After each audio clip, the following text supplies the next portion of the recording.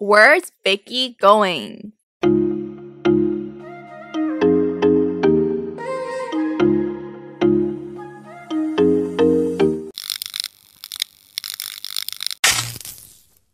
Hi everyone, welcome back to After Hour Happy Hour. We are your chaotic but cathartic co-hosts. I'm Jamila. I'm Sharon. I'm Vicky.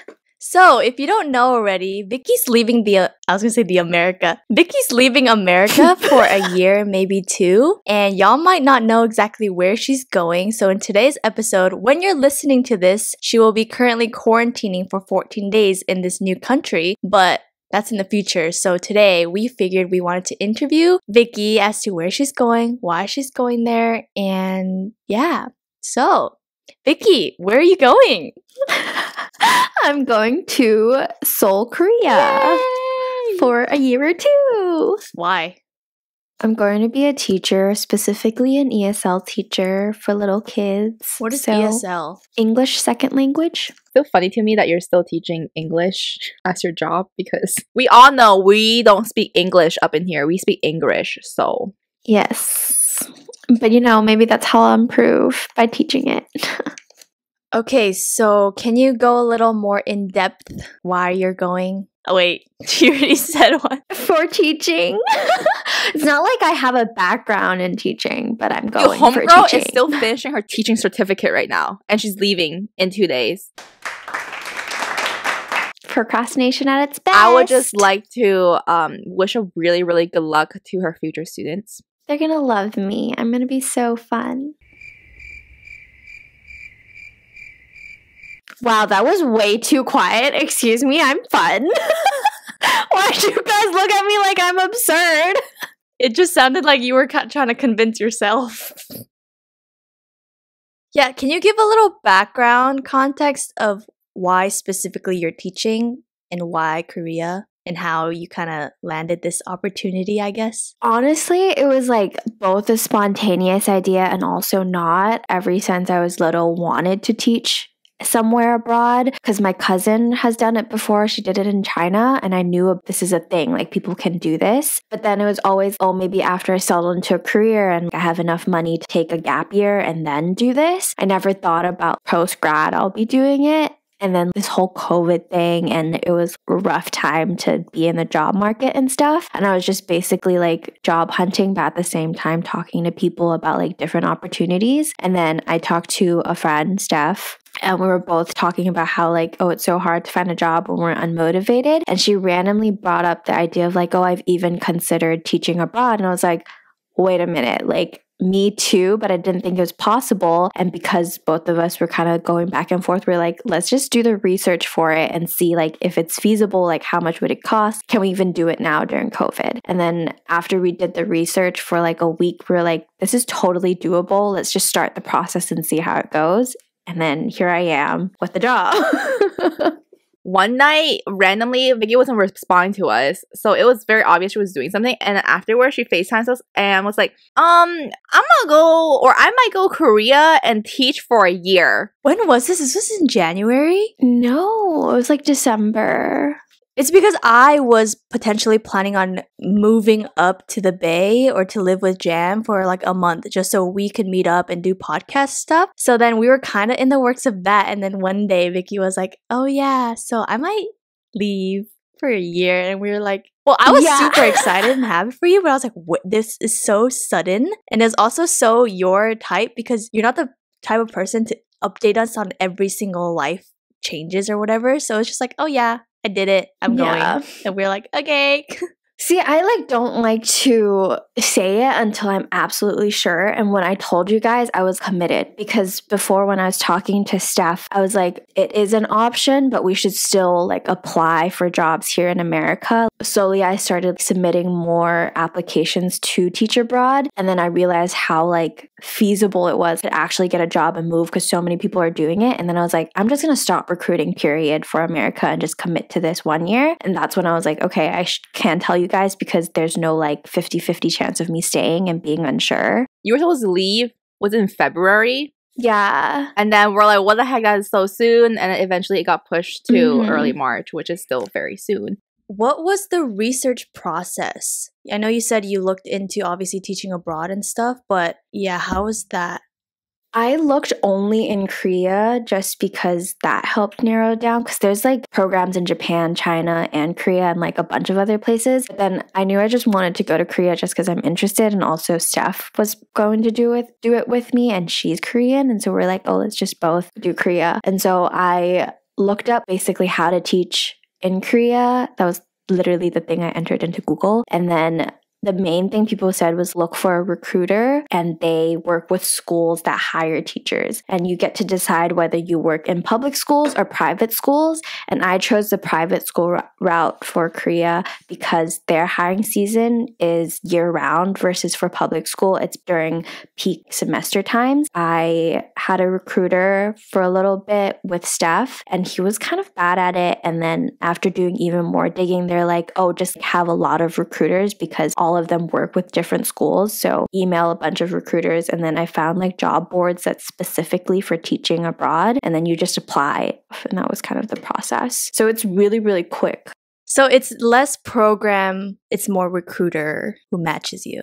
I think the biggest program is Epic. That's what everyone knows for Korea, but I didn't want to do Epic just because people say it's very limiting and they choose schools for you. So I just went the route of finding a recruiter, and then they would give me schools and I get to choose the schools. Is there a group of people who your recruiter will like introduce you to, or is very individual based? Individual. The only question they ask to group you is, are you applying with someone else? And they might help with that. There's no guarantee. But basically, I emailed the recruiter, I want to work in Seoul. I want to work with a private school. I have my documents ready and I'm from America, that basic information. And then they got back to me and be like, hey, let's hop on a call for a screening. And they screen you and ask you like, on your resume, you said this, what's your teaching experience, da da da da. And then after that, they give you a school to interview with, and then you interview with the school. And then after that, they make the decision if they want to give you the contract or not. How many interviews did you have? I think 5. Yeah, I got 5 schools that met my requirement and also wanted to give me an interview. And then offer-wise, I got 2. What level of what graders? What age are you teaching?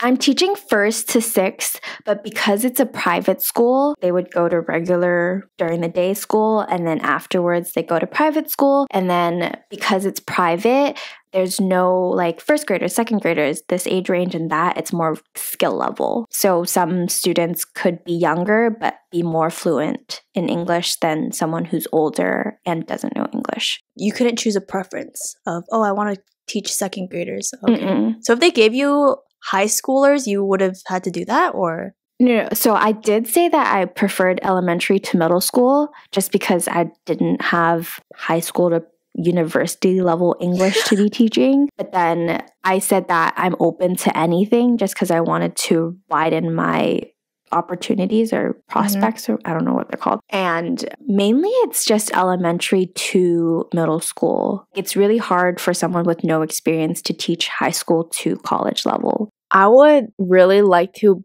be a fly on the wall when Vicky is teaching. Me too. I just want to see how it goes. I just want to see how Vicky teaches. I feel like she'd be good at it. I think she'd be really good with the kids and stuff, but I just want to see like 6th graders, because 6th graders is when you start to rebel about. But then in Korea, I feel like students are way more well-behaved than American students. See, my question is, since you don't speak Korean at all, I think you mentioned it to us before that you'll have kind of like an assistant who speaks Korean who will translate but kind of be on the side. But at the same time, I'm wondering if kids know that you don't speak Korean, if they will be as obedient or patient, because kids aren't. See, that's what I'm nervous about too. I saw a TikTok of that guy who speaks or who teaches English in Korea, right? Max. But he speaks fluent Korean and he tells his stories. He's like, the kids literally talk shit about him in front of him thinking he doesn't know Korean. Yeah.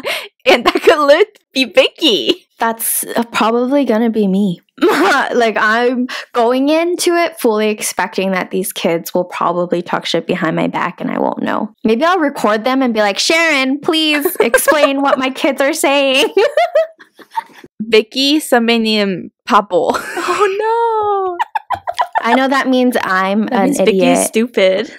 In terms of the actual teaching, it's not like you're a teacher or have, a background in teaching. How does it work curriculum-wise? Because you'll be teaching for a year, so is it a whole school year that you're teaching? Yeah, so they have a textbook or like a curriculum already done. I can teach that curriculum in whatever way I want to, as long as I teach everything in that book. Let's just say I am one of the kids you're teaching. Can you pretend you're giving me a lesson? How old are you?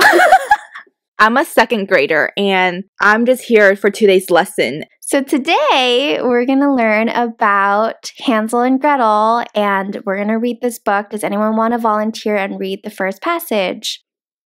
Nobody? If nobody raises their hand, I'm going to choose somebody. You have to, on the count of 3. 1, 2, 3. Okay, Jam, you could read the first paragraph. Me no English. Well, I'm screwed.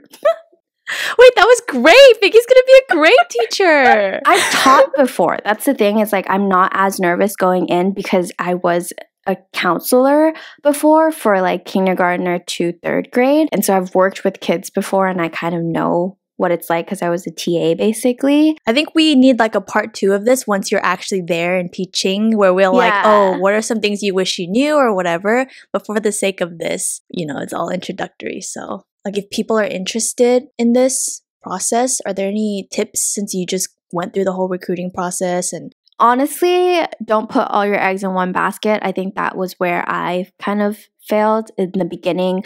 I had one recruiter and I just stuck with him. But then after the process was so slow that I was like, fuck you, I'm going to find like 5 other ones. I didn't care about their feelings, basically. I was like, hey, I need this, this, and this. And if they didn't respond, I just didn't talk to them anymore. Just mass apply everywhere and take whatever interview, because you could always just reject the offer and they kind of expect people to reject offers anyways. And also post your contract on Reddit. That was what I did, because some schools are sus. can you talk a little bit about how much you'll be getting paid or where you'll be living and if they provide that for you or, It's different in other countries, but for Korea specifically, provide you housing. So if they don't take the school. Every school provides housing. Every school provides one-way ticket to Korea to teach. You should never pay for a recruiter. Recruiters are free because the school pays them to find you. So those are 3 things that they must provide for free. For private schools, the range in USD should be around 2.1, actually no, in Korean dollars. It should be 2.1 million wons to 2.3 million wons. For private schools, that's pretty good already. I got really lucky and I'm getting paid 2.4 Korean won. I don't know why my school is just offering a little more. Is that a monthly salary? Monthly salary. So that roughly around 2K in USD, I think. It's like 2.4K. When I was doing research and I found a girl who's getting paid the same amount as me and she's from America, she said she was able to save around 1,000 a month just because she, one, doesn't spend that much, but just living in Korea in general is cheaper than American standards. Free rent. I think that's the best part. Mm-hmm. Yeah. The only responsibility you have to pay is utilities. Okay, so basically you're going to Korea by yourself because Steph isn't doing the program anymore and there isn't a community or group set up by your recruiter or your school where you meet other teachers. So how do you think you're going to make friends there? How are you going to meet people? There's already teachers there. They're called foreign teachers and they all speak English, and I was able to speak to a teacher already working there, and she's like, oh, the community in that school is really close. And I'm really lucky because the apartment complex that I'm moving into, it's where all the teachers are staying. So it's kind of like dorm style. And so I would be able to talk to them and meet them. It's not like we're hella far apart and I won't be able to see them outside of work. So I'm assuming that they're probably going to be the people that I'm closest to. Maybe I'll hop on Tinder. That's going to be so fun. Yeah. Wait, do you know if they'll typically be around your age? The teacher that I talked to said they're all around my age. Dude, that's going to be so fun. It's like you're almost getting Study college abroad. experience all over again. Yeah. Dude, I honestly think I got so lucky with the school. I'm pretty sure not everybody's experience is similar to mine. Like, I'm positive it's not, because I've seen a lot of videos where people are like, oh, they don't talk about how lonely it gets when you move abroad by yourself and stuff. But for me, I feel like with this school specifically, I got really lucky to, one, have a really good school that is paying me a little more, and it's family owned and kind of aligns with what I value in life in a school, I guess, but also just how they set up the community and, like, you know, help the teacher get involved. All you listeners out there, Vicky is a living example of do good. Yeah, I agree. And you'll get lucky, because if you don't do good, good karma isn't gonna find you. Yeah, okay? I believe in karma. So be like Vicky. So, well, we got the friends down. That's nice that you're gonna get some friends. Thank you. Not saying you won't make friends, but it's nice knowing that you're not going to a place where it's gonna be really hard or having to go all out of the way to find someone. Honestly, I was gonna stalk people who's moving to Korea and be like, hey, we're both Americans and going to Korea. Let's meet up. Hey, didn't you also say, is it your school or where you're living is really close to all the GOT7 members' companies? Dude, yeah. Yes. When you were choosing between two locations, and I asked my mom about one of your locations, the one that you picked, and she said it's a really good neighborhood. Hopefully people there will just be super welcoming. I know it's a good school neighborhood. What else are you excited about? Do you have anything planned that you want to do for sure? Visit certain things or eat certain foods, you know? Or are you just take it as it goes? I'm gonna take it as it goes. No, see, I think everything hasn't clicked in my head yet that I'm going, and I haven't even done the research of what to do in Korea specifically. I've just watched vlogs of people. I don't know specific places that I want to go to. I think the one thing I'm most excited about is having my own place and decorating it. Wow, introvert energy. I know. I've never lived on my own and, you know, had complete control of whatever I wanted to do with my place. And to know that my apartment's going to be 2 levels, even though it's like not dramatic, but it's still 2 levels. And I'm like, that's insane that my first apartment is going to be 2 stories. Well, if you ever need a roommate, you know, hit me up. I'll be your roommate. She already has hit you up. What do you mean? I've been trying to convince you two to come to Korea with me for who knows how long. I told Vicky this. If I didn't have a job and I was also like, you know what, I'm just basically wasting my life in quarantine. Not that you're wasting your life, Vicky. That's not what I meant.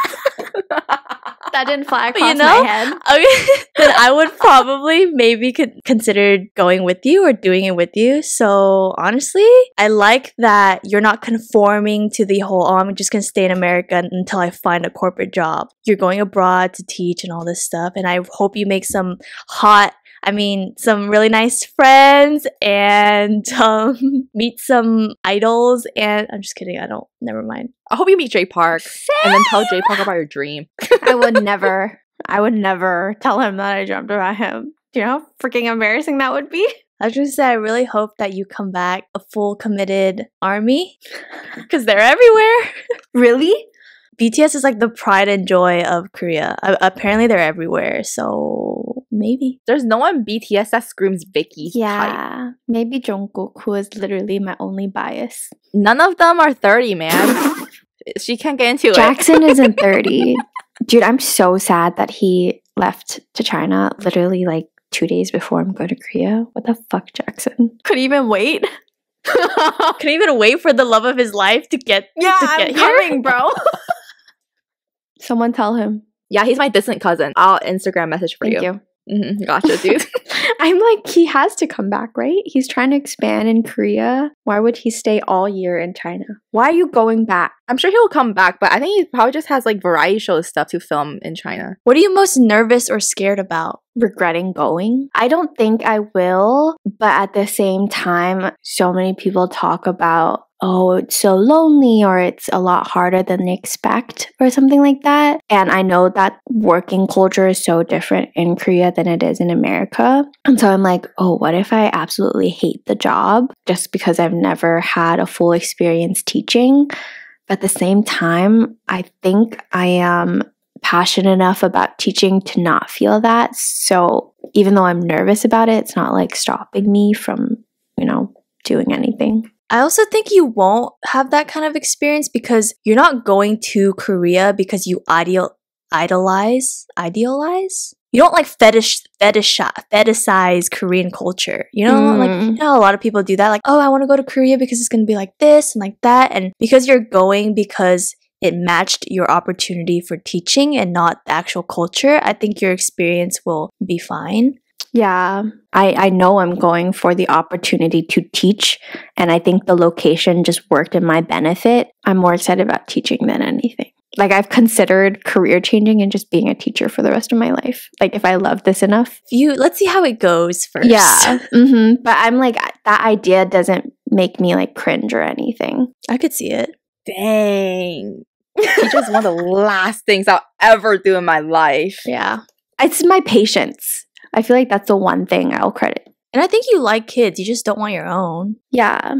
They will be my kids. I will literally call them my kids. Those are true words of a person who wants to be a teacher. So is there anything you'll miss about home? I mean, I'm sure family and us, but anything else? About America? Nothing. Just kidding. In-N-Out? Oh my god! Wait, I was just thinking that.